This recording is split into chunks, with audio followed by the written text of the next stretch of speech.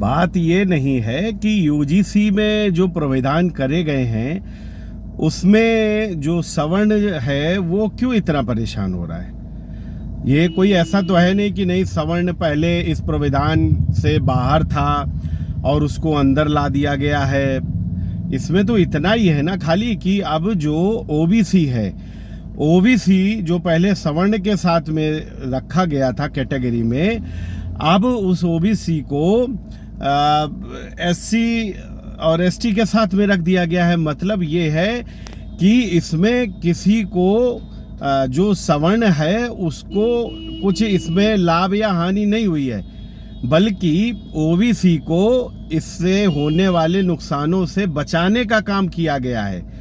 तो इसकी ये लड़ाई सवर्ण की तो हो ही नहीं सकती है, क्योंकि सवर्ण के ऊपर तो जब ओबीसी नहीं डाला गया था इन प्रावधानों में, तब भी सवर्ण के ऊपर तलवार लटक रही थी और अभी भी सवर्ण के ऊपर तलवार। तो सवर्ण तो जो जैसी स्थिति में था वैसी ही स्थिति में है। इसमें ओबीसी को बचाने का काम किया गया है कि अब ओबीसी वाला अगर एससी एसटी का अपमान करता है तो उसके ऊपर अब कोई दिक्कत नहीं होगी। सवर्ण तो पहले ही फंसा हुआ, तो मैं तो वो कह रहा हूं। तो इसमें जो कहानी है वो कहानी तो कुछ और ही है।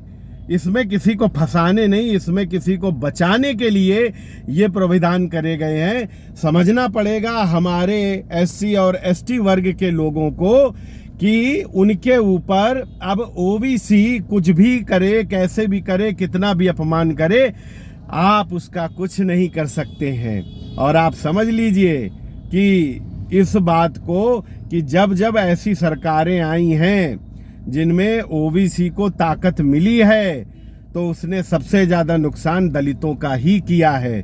और आज इस प्रावधान के आने के बाद फिर एक बार ये सिद्ध हो गया है कि जो ओबीसी है वो दलितों का नुकसान करेगा, लेकिन उसको अब कोई भी दिक्कत नहीं होगी, उसके ऊपर कोई भी किसी भी तरीके का कानून काम नहीं करेगा।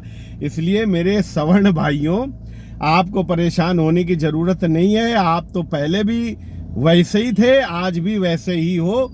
इसमें जो परेशानी है वो हमारे दलित भाइयों को हुई है कि उनके ऊपर अब अत्याचार या जिस तरीके के ये प्रावधान जिन चीज़ों के ऊपर करे गए हैं वो अगर अब ओबीसी वर्ग करेगा तो उसको ये नहीं रोक पाएंगे, ना उसकी ये शिकायत कर पाएंगे।